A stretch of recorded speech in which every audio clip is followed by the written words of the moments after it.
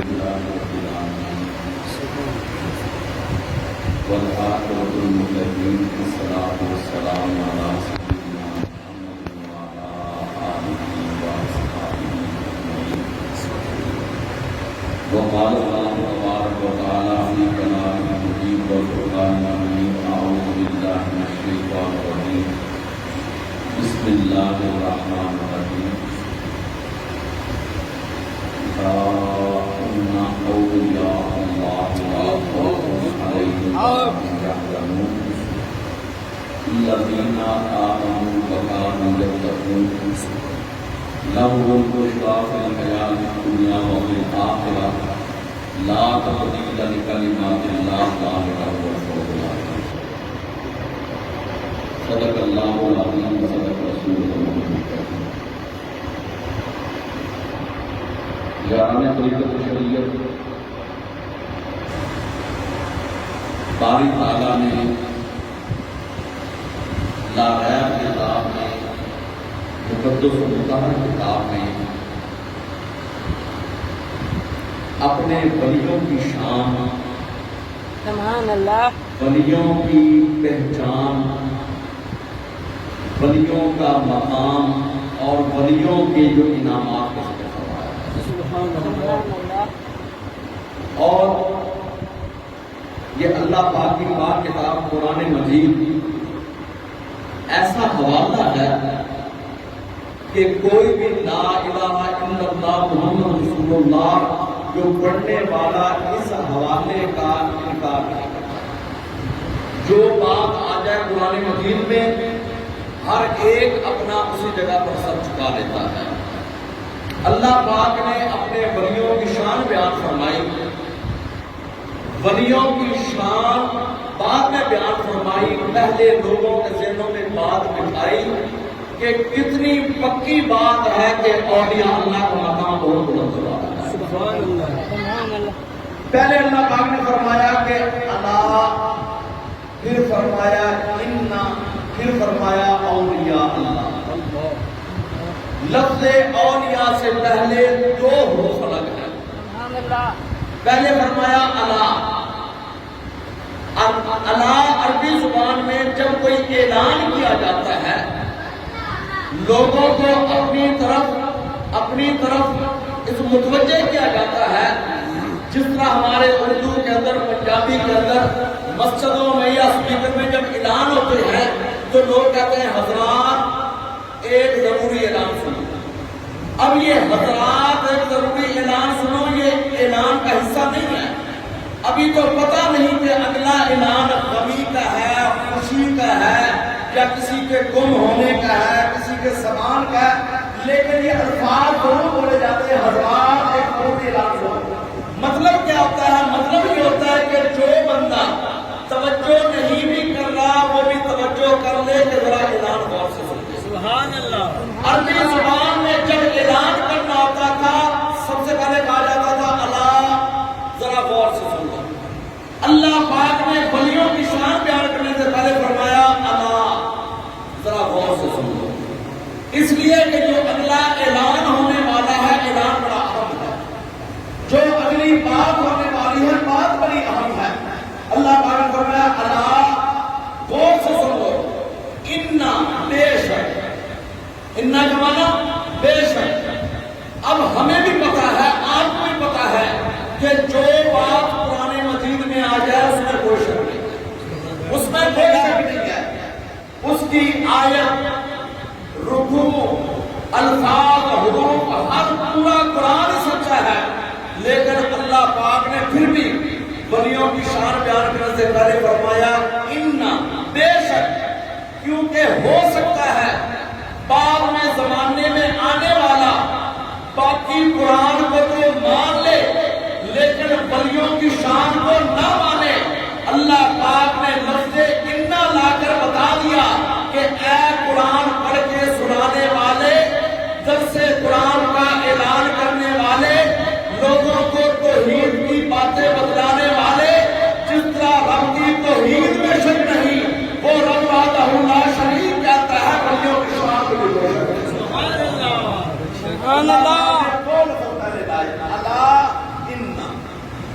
اللہ کا معنی ذرا غور سے سن لیں، انا کا معنی بے شک، اس میں کوئی شک نہیں ہے۔ تیسری بات فرمائی اولیاء اللہ، جو اللہ کے ولی ہیں۔ ولی عربی زبان کا لفظ ہے، عربی زبان میں ولی کہتے ہیں دوست، چاہے وہ دوست اچھا ہو یا برا ہو، عربی زبان میں اس کو ولی کہتے ہیں۔ لیکن اللہ پاک نے تقسیم کر دی، فرمایا ہر ولی نہیں، کیونکہ کسی کا ذہن ادھر بھی جا سکتا ہے، برائی کی طرف نہیں، فرمایا اولیاء اللہ، جو اللہ کے ولی ہیں، جو اللہ کے دوست ہیں، جو اللہ کے محبوب ہیں، جو اللہ کے قریب ہیں۔ ولی کا معنی دوست بھی ہوتا ہے، ولی کا معنی جو قریبی بھی ہوتا ہے، ولی کا معنی بہت زیادہ نزدیک والا بھی ہوتا ہے۔ اللہ پاک نے فرمایا جو میرے ولی ہیں لا خوف علیہم ولا هم یحزنون، نہ ان پر کوئی خوف ہے نہ ان پر کوئی غم، سبحان اللہ، نہ ان پر کوئی خوف نہ ان پر کوئی غم۔ اب خوف اور غم دو چیزیں الگ الگ ہیں۔ عام طور پر اردو محاورے کے اندر غم کا تعلق زمانہ ماضی سے ہے۔ خدا نہ خواستہ کوئی واقعہ پیش آ جائے، اگر کسی کا عزیز یا پیارا فوت ہو جائے، بندہ کہتا مجھے اس کے جانے کا بڑا غم ہے، یہ کوئی نہیں کہتا مجھے اس کے فوت ہونے کا بڑا خوف ہے۔ جو زمانہ گزر جاتا ہے، جو اس میں ایسا وقت آتا ہے، اس میں کہتے ہیں غم، اور جو آنے والا وقت ہوتا ہے اگر خطرناک ہو کہتے ہیں خوف۔ رات کو اس رستے پر نہ جانا خوف ہے، وہاں ڈاکو نہ ہو۔ یہاں پر غم کا لفظ کوئی نہیں بولتا۔ آنے والے وقت کے لیے اگر کوئی ایسا برا وقت آنا ہو، لفظ خوف بولا جاتا ہے۔ زمانہ ماضی گزرے ہوئے زمانے پر غم کا لفظ بولا جاتا ہے۔ اللہ پاک فرماتے ہیں سن لو، جو میرے ولی ہیں نہ ان پر کوئی خوف ہے نہ ان پر کوئی غم ہے، نہ ان پر کوئی خوف نہ ان پر کوئی غم، ان کو گزرے ہوئے وقت کا کوئی غم نہیں اور آنے والے لمحات کا کوئی خوف نہیں۔ گزرا ہوا وقت بندے کو ہوتا ہے کہ فلاں وقت فلاں کام میں گزر گیا، اچھا تھا میں یہ کام نہ کرتا یہ کام کر لیتا، یہ سارے غم کی باتیں ہیں۔ اچھا تھا یہ وقت ایسے نہ گزرتا ایسے گزر جاتا۔ لیکن جو اللہ پاک کے ولی ہوتے ہیں، محبوب بندے ہوتے ہیں، مقرب بندے ہوتے ہیں، برگزیدہ بندے ہوتے ہیں، ان کو اپنے گزرے ہوئے وقت کا کوئی غم نہیں ہوتا اور آنے والے موت اور قبر کا کوئی غم نہیں ہوتا۔ اللہ پاک فرماتے ہیں لا خوف علیہم ولا هم یحزنون، نہ ان پر کوئی خوف ہے نہ ان پر کوئی غم ہے۔ اور اسی لیے اولیاء کو اولیاء کہتے ہیں کہ ان کی نگاہ میں ایک چیز ہے، رب اور اس کے رسول کی محبت، اس کے علاوہ کسی چیز کو لاتا ہی نہیں ہے۔ وہ ان کی نظر میں اگر ہے تو رب اور اس کے حبیب کی محبت ہی سب سے اعلیٰ ہے۔ اگر ان کا مقصد ہے زندگی کا رب تعالیٰ اور اس کے حبیب کی محبت ہے، اس کے سوا دنیا داری کے جتنے معاملات ہیں وہ سارے زندگی گزارنے کے واسطے ہیں، یہاں رہنے کے لیے نہیں۔ اصل گھر تو آخرت کا ہے۔ تو اللہ پاک فرماتے ہیں اولیاء اللہ کا لا خوف علیہم ولا هم یحزنون، نہ ان پر کوئی خوف نہ ان پر کوئی غم۔ اب آئیے حدیث رسول کی طرف۔ میرے آقا صاحب کو سلام فرماتے ہیں جب کوئی بندہ میرے قریب ہو جاتا ہے، آقا صاحب سلام فرماتے ہیں حدیث قدسی کا کہ اللہ پاک فرما رہا ہے جب کوئی بندہ میرے قریب ہو جاتا ہے پھر میں اس کے قریب ہو جاتا ہوں، اور فرمایا وہ میرے اتنے قریب ہو جاتا ہے کہ اس کی آنکھیں میری آنکھیں، اس کی زبان میرا قول، یہ حدیث کے الفاظ کا ترجمہ پیش کر رہا ہوں، اس کے ہاتھ میری طاقت۔ یہی وجہ ہے کہ اولیاء کرام کے بارے میں ہم دیکھتے ہیں سنتے ہیں کہ اولیاء ہاتھ اٹھاتے ہیں، اللہ پاک ان کی بات کو قبول کرتا ہے۔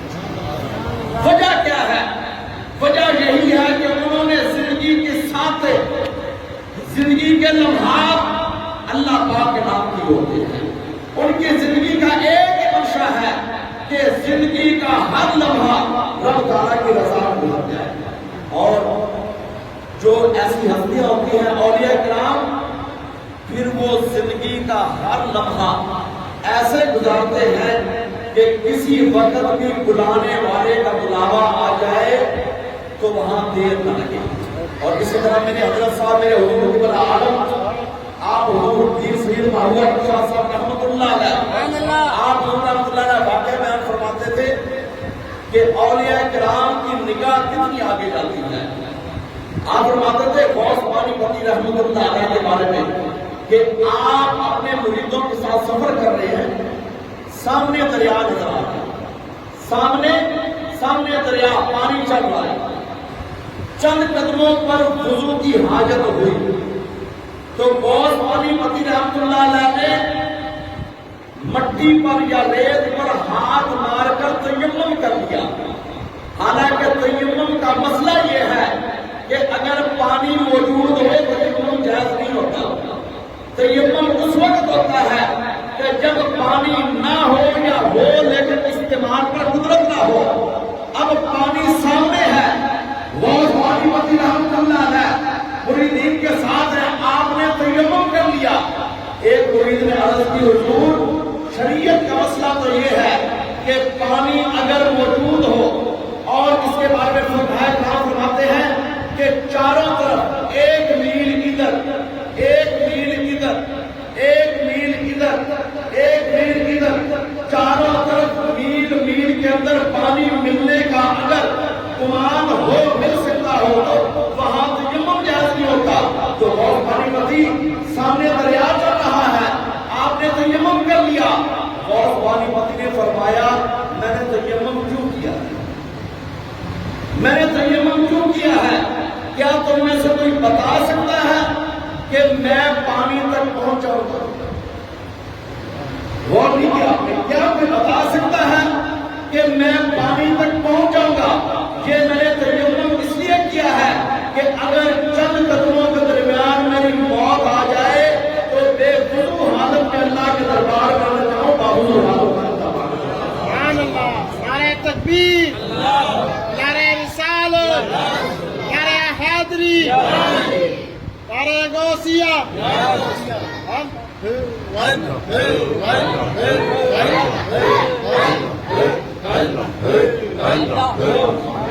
اب یہاں غوث پانی پتی رحمۃ اللہ فرمایا مجھے بھی پتا ہے کہ جہاں پانی موجود ہو وہاں یہ چیز تیمم جائز نہیں، لیکن میں نے تیمم اس لیے کر دیا کہ اگر چند قدموں سے پہلے پانی پہنچنے سے پہلے میری موت آ جائے تو باقی کی حالت میں اللہ پاک کا دربار. باقی مجھے بھی نظر آ رہا میں نے وہاں جا کر وضو کرنا ہے دوبارہ، لیکن یہ میں نے تیمم چند قدم چلنے کے لیے کیا ہے کہ میرا کوئی قدم بھی بغیر وضو کے نہ اٹھے. تو اولیاء کرام کی ساری زندگی ایسی پاکیزہ ہوتی ہے. اور اسی طرح میرے حضور قبلہ عالم آپ حضور پیر سید محمد شاہ صاحب رحمۃ اللہ علیہ، آپ کی زندگی کا معمول تھا سردی ہو جا کرتی. عام لوگ تو بہت کتراتے ہیں نا وضو کرنے سے سردیوں میں کہ ٹھنڈا پانی ہے. ہمارے قبلہ عالم یہ جو پانی کا نالا چل رہا ہے نہری پانی کا، یہ اس وقت بالکل صاف تھا، اب بھی صاف ہے ظاہری طور پر، لیکن یہ سن 19 اس طرح 85-86 کی بات ہے، بالکل صاف تھا، کوئی آس پاس بات ہی نہیں تھی. میرے قبلہ عالم کو ماہ کی راتوں میں تہجد کے وقت اس کے اوپر وضو کرنا ہے. اور جب آپ کو بے وضو گھر سے نکلتے ہوئے کبھی نہیں دیکھا، سردی ہو یا گرمی ہو، جب گھر مبارک سے قدم نکالا ہے وضو کی حالت میں نکالا ہے. جب وضو کی حاجت پیش آئی فوراً وضو کر لیا. عام طور پر لوگ سمجھتے ہیں کہ وضو صرف نماز کے لیے ہے، عام طور پر لوگ سمجھتے ہیں اچھا نماز پڑھنی ہے تو وضو کر لیں، لیکن حدیث پاک سنی میرے آقا صلی اللہ علیہ وسلم نے فرمایا لا يحافظ على الوضوء الا مؤمنا. حضور نے فرمایا وضو کی حفاظت سوائے مومن کے کوئی نہیں کر سکتا. یعنی 24 گھنٹے باوضو رہنا یہ مومن کے علاوہ کوئی نہیں کر سکتا. یہ نہیں فرمایا مسلمان کے علاوہ، کیونکہ اسلام مسلمان ہونا اور چیز ہے، مومن ہونا اور چیز ہے۔ جس نے زبان سے کلمہ پڑھ لیا مسلمان کہلائے گا، اور جس کے دل میں کلمے کا نور آ گیا وہ مومن کہلائے گا۔ سبحان اللہ۔ آقا صلی اللہ علیہ وسلم نے فرمایا لا یحافظ علی الوضوء الا مؤمنا، سوائے مومن کے وضو پر کوئی حفاظت کر ہی نہیں سکتا۔ پتا چلا کہ ہر وقت وضو کی حالت میں رہنا یہ ایمان کی نشانی ہے، مومن ہونے کی نشانی ہے۔ وہ اللہ پاک فرماتے ہیں اولیاء کے بارے میں لا خوف علیہم ولا هم يحزنون، اولیاء وہ ہے نہ ان پر کوئی غم نہ ان پر کوئی خوف۔ نشانی ان کی یہ ہے الذین آمنوا وکانوا یتقون، جن کا ایمان بھی کامل ہوگا، تقویٰ بھی کامل ہوگا۔ میں نے بتا دیا نا کہ ایمان کی نشانی ہر وقت وضو میں رہنا، یہ بھی ایمان کی نشانی، اور مکمل مومن ہو نہیں سکتا جب تک سرکار مدینہ کی محبت دل میں قابل نہ ہو جائے۔ لا یؤمن احدکم حتی اکون احب الیہ من والدہ وولدہ والناس اجمعین، میرے آقا نے فرمایا کوئی بندہ کامل مومن نہیں ہو سکتا جب تک اس کے دل میں محمد عربی کی محبت اپنے والدین سے زیادہ، اپنی اولادوں سے زیادہ اور پوری کائنات سے زیادہ محبت دل میں نہ ہو جائے، کوئی بندہ مومن نہیں ہو سکتا۔ پتا چلا کہ جو اولیاء ہوتے ہیں ان کا ایمان بھی کمال کا ہوتا ہے، تقویٰ بھی کمال کا ہوتا ہے۔ ہمارے لوگ دنیا داری اعتبار سے جہاں سے کوئی کام ہو جائے اس کو کہتے ہیں کہ بڑا کرنے والا ہے، بڑا کرنے والا ہے۔ یہ نہیں دیکھتے کہ آیا شریعت مطہرہ کے مطابق زندگی گزرتی ہے یا نہیں، کیونکہ جنید بغدادی فرماتے ہیں، حسن بصری فرماتے ہیں، اولیاء اللہ فرماتے ہیں کہ اگر کسی کو ہوا میں اڑتے ہوئے دیکھو ولی نہ مان لو، مسلح دریا کے پانی پر ڈال کر نماز پڑھتے ہوئے دیکھو ولی نہ مان لو، فرمایا ولی اس کو مانو جو آقا صلی اللہ علیہ وسلم کے حکموں کے مطابق کی گزارا۔ کیونکہ ولایت جو ہے نا کوئی شعبدہ بازی کا نام نہیں ہے، ولایت جو ہے نا جادوگری کا نام نہیں ہے، ولایت ایک نور ہے، ایک فیض ہے جو اپنے مرشد کے واسطے سے آقا صلی اللہ علیہ وسلم کے طرح سے ملتا ہے۔ اور اولیاء کرام ان کی سب سے بڑی نشانی یہی ہے کہ الذین آمنوا وکانوا یتقون، جن کا ایمان بھی کامل ہوگا، جن کا تقویٰ بھی کامل ہوگا۔ کوئی لوگ کہتے ہیں کہ اگر فلاں بابے کے پاس جائیں اور ہمارا بانڈ کا نمبر لگ جائے بڑا ولی ہے کرنے والا، بڑا ولی ہے، کیونکہ وہاں کیا بانڈ لگ گیا 40,000 کا، اور کوئی کہتا فلاں قبرستان میں بیٹھا ہوا ہے اس کو اپنے کپڑوں کی خبر نہیں، بڑا ولی ہے۔ اور کوئی کہتا ہے کہ اس طرح ایک آدمی ہے اس نے یہ گلے کے اندر ٹلیاں ڈالی ہوئی ہیں، بڑا ولی ہے۔ ولی کون ہے؟ رب کا قرآن کہتا ہے جس کا ایمان بھی کامل ہوگا، جس کا تقویٰ بھی کامل ہوگا، سلام کے حکموں کے مطابق زندگی گزارے۔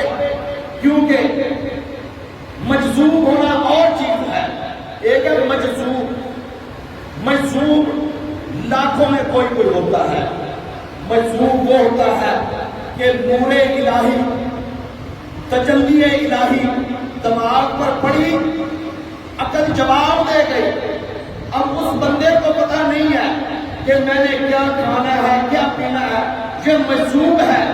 لیکن مجذوب کا نہ کوئی مرید ہو سکتا ہے، نہ مجذوب اپنی زندگی میں کسی کو مرید کرتا ہے۔ مرید ہمیشہ سالک کرتا ہے، سالک وہ ہوتا ہے جس کی زندگی آقا صلی اللہ علیہ وسلم کے حکموں کے مطابق گزر رہی ہو، آقا صلی اللہ علیہ وسلم کے حکموں کے مطابق گزر رہی ہو۔ مجذوب کے بارے میں ایک دفعہ اس طرح میرے حضور کے عالم رحمۃ اللہ علیہ سے پوچھا گیا کہ اور اس آپ سے پوچھا گیا فلاں مجذوب کے بارے میں کیا حکم ہے؟ آپ نے فرمایا مجذوب کے پاس خود جاؤ نہ، مجذوب کیونکہ شریعت کے حکم لگتے ہیں جس بندے کی عقل ہو، بالغ ہو عاقل ہو، شریعت کا حکم اس پر لاگو ہوتا ہے۔ مجذوب کی عقل اللہ پاک کے نور کی تجلی کی وجہ سے اس کی عقل جواب دے گئی۔ اب خود تو اس پر شریعت کا حکم ہوتا نہیں ہے، لیکن جو پاس بیٹھے گا وہ سمجھے گا جس طرح میرا پیر جو نماز نہیں پڑھتا میرے اوپر بھی نماز نہیں ہے، اور حالانکہ نہ مجذوب کسی کو بیعت کرتا ہے نہ مجذوب کا کوئی بیعت ہو سکتا ہے۔ مجذوب اپنی زندگی گزار کر اسی طرح چلا جاتا ہے، بعد میں اپنے آپ کو ان کا مرید کہنے والے بے شک ٹوٹیاں پیے، بھنگ پیے، چرس پیے، لیکن نہ وہ مجذوب بن سکتے ہیں نہ وہ مجذوب کی محبت میں ہوتے ہیں، بلکہ اپنی خواہش نفسانی میں ہوتے ہیں۔ ان کو وہاں جانے سے کوئی اللہ پاک کا قرب نہیں ملتا، آقا صلی اللہ علیہ وسلم کی محبت نہیں ملتی۔ مجذوب اپنی زندگی گزار کر چلا گیا، تو اس لیے اولیاء کاملین کے بارے میں اللہ تعالیٰ کا قرآن کہتا ہے کہ الذین آمنوا وکانوا یتقون، ان کا ایمان بھی کامل ہوگا، تقویٰ بھی کامل ہوگا۔ تو کچھ تو تھے مجذوب اور کچھ جان بوجھ کر مجذوب بنے ہوتے ہیں، یعنی 2 نمبر باتیں۔ ان کو پتا ہے نماز پڑھنا ذرا اس کے لیے وضو بھی کرنا پڑے گا، عام مطلب نماز سے کترا جاتا ہے، کئی باتیں خود بھی نماز نہیں پڑھتے اور اپنے جو ان کا ہلکا ہوا ہوتا کہتے ہیں نماز روزے کی کوئی ضرورت نہیں۔ جنید بغدادی رحمۃ اللہ علیہ، آج سے 600 سال پہلے بھی ایسے لوگ تھے جو کہتے تھے کہ نماز روزے کی ضرورت نہیں ہے، تو آپ جنید بغدادی رحمۃ اللہ علیہ کے پاس ایک آدمی نے آ کر کہا کہ کچھ لوگ ہیں وہ کہتے ہیں نحن وصلنا، ہم پہنچ گئے، ہم پہنچ گئے، فلا حاجت لنا الی الصلاۃ والصوم، ہمیں نماز اور روزے کی ضرورت نہیں ہے۔ یہ کس سے پوچھا گیا؟ حضور حضرت جو تھے نا جنید بغدادی سے پوچھا گیا کہ کچھ لوگ ہیں جو کہتے ہیں کہ ہم پہنچ گئے، ہمیں نماز روزے کی ضرورت نہیں ہے۔ جنید بغدادی نے فرمایا صدقوا ولیکن الی السکر، سچ کہا کہ وہ پہنچ گئے ہیں لیکن پہنچے جہنم کی طرف، رہنمائی کی طرف نہیں پہنچے، ہدایت کی طرف نہیں پہنچے، حضور کی محبت کی طرف نہیں پہنچے۔ وہ ٹھیک ہے ہم پہنچ گئے لیکن پہنچے جہنم کی طرف ہے۔ تو اس لیے کئی لوگ ایسے ہوتے ہیں جو گمراہ کرتے ہیں کہ نہیں نماز روز کی ضرورت نہیں ہے، بس آ گیا پاپے کے ہاتھ میں ہاتھ ہے بس ٹھیک ہے۔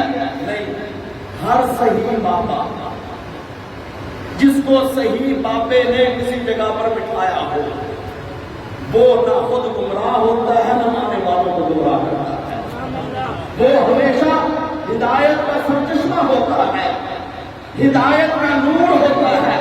اب دیکھیے نا میرے حضور قبلہ عالم حضور پیر سید محمد شاہ صاحب رحمۃ اللہ علیہ کو اگر وادی عزیز، اگر اس طرح آپ کے بابا جی نے وادی عزیز شریف والے بابا جی حضور حضرت خواجہ سید محمد علی صاحب نے بٹھایا تو آپ نے بیٹھنے کا حق بھی ادا کر دیا اور ہدایت کا حق بھی ادا کر دیا، بیٹھنے کا حق ادا کر دیا کہ اپنے مرشد کے حکم سے کیسے بیٹھتے ہیں۔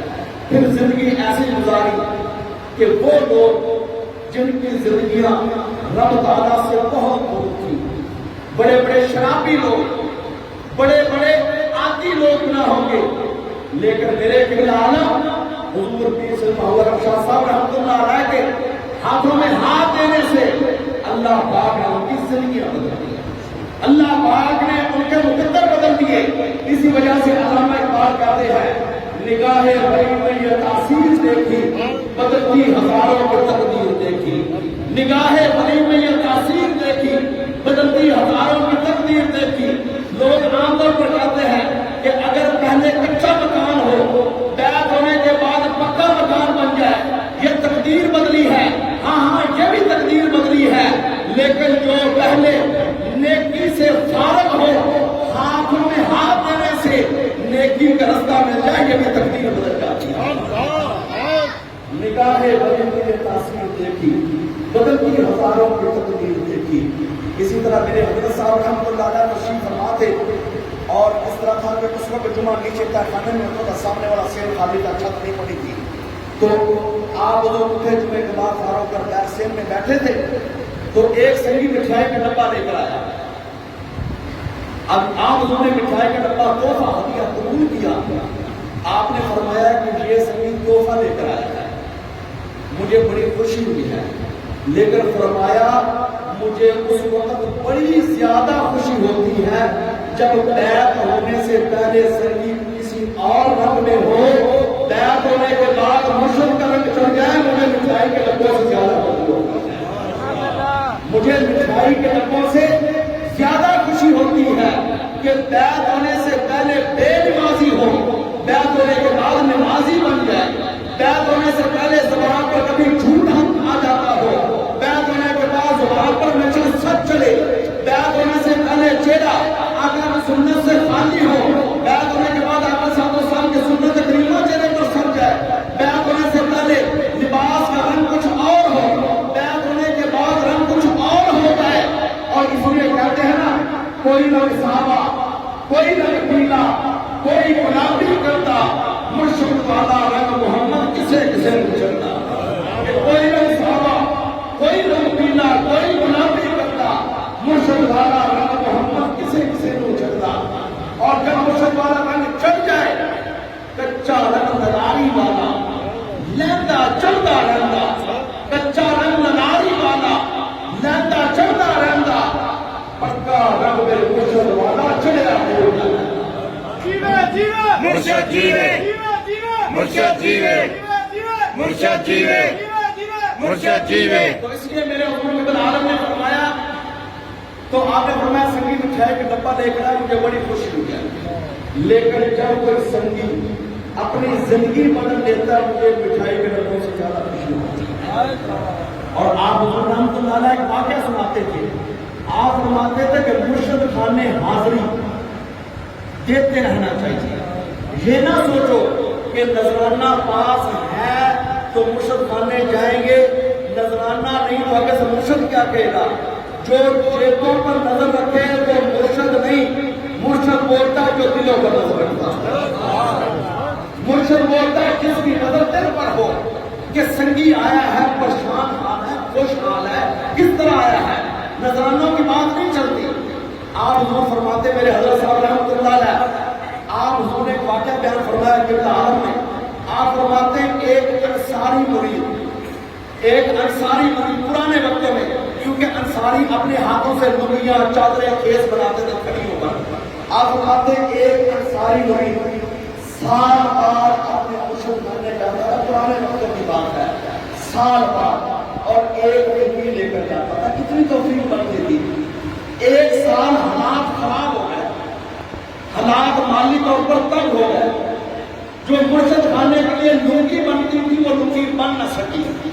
سوچا چلو اس سال نہیں، اگلے سال چلے جائیں گے. اگلا سال آیا، حالات بہت بہتر ہو گئے. ایک لنگی کی بجائے 2 لنگیاں بنا لی اپنے مرشد کے لیے. ہاتھوں کی بنائی ہوئی لنگیاں اٹھا کر لمبا سفر کیا اور اپنے مرشد آئے، اپنے پاس مرشد کے پاس ملے. مرشد صاحب نے مسکرا کر فرمایا، سنگی پہلے سال بعد آ جاتا سی، پچھلے سال آیا نہیں. عرض کرتا حضور حالات بڑے تنگ تھے، لنگی پیش کرتا تھا نذرانے میں، لنگی بنی نہیں. میں نے کہا چلو اگلے سال جاؤں گا. آپ نے خدام کو کہا کہ ماچس لے آؤ، ماچس لے آؤ. انصاری مرید رونے لگا، حضور کوئی غلطی ہو گئی ہے، گستاخی ہو گئی ہے، لنگیوں کے رنگ میں کوئی غلطی ہو گئی ہے. آپ نے فرمایا کوئی غلطی نہیں، غلطی یہ ہو گئی ہے کہ جو لنگی ایک پیر کو مرید سے دور کرتے تھے اس کو آگ لگاتا. جو لنگی پیر کو مرید سے دور کرتے، تو صرف سال اس لیے بھی آیا، لنگی نہیں بنی. مجھے تیرے لنگیوں کے نہیں تیری ضرورت تھی، تو آ گیا، تیرا آنا تیرا بیٹھ جانا یہی کافی ہے. تو اس لیے اولیاء کرام کا رستہ جو ہے یہ ہدایت کا رستہ ہے، رہنمائی کا رستہ ہے. اولیاء کرام اپنے خدام کو رہنمائی والی تعلیم دیتے ہیں. اور میرے حضرت صاحب حضور ابن عالم رحمۃ اللہ علیہ فرماتے تھے پیر نگر میں بیٹھ، پیر نگر میں بیٹھ، نبی نگر میں جا، نبی نگر میں بیٹھ، پھر درشن یاد رکھا۔ اگر خدا سے ملنا ہے تو پہلے در مصطفیٰ ڈھونڈنا پڑے گا، اگر در مصطفیٰ ڈھونڈنا ہے تو کسی غلام مصطفیٰ کا دامن پکڑنا پڑے گا۔ نگاہ مرشد کامل سے عشق مصطفیٰ حاصل، نگاہ مرشد کامل سے عشق مصطفیٰ حاصل، خدا کا قرب دیتی ہے محبت کی کھانے کی۔ اللہ پاک سے دعا ہے کہ اللہ پاک میرے حضور کے بلاوت کا فیضان لگ کر کا مجال ساری رہے۔ دعا اللہ الحمدللہ سنتے رہا۔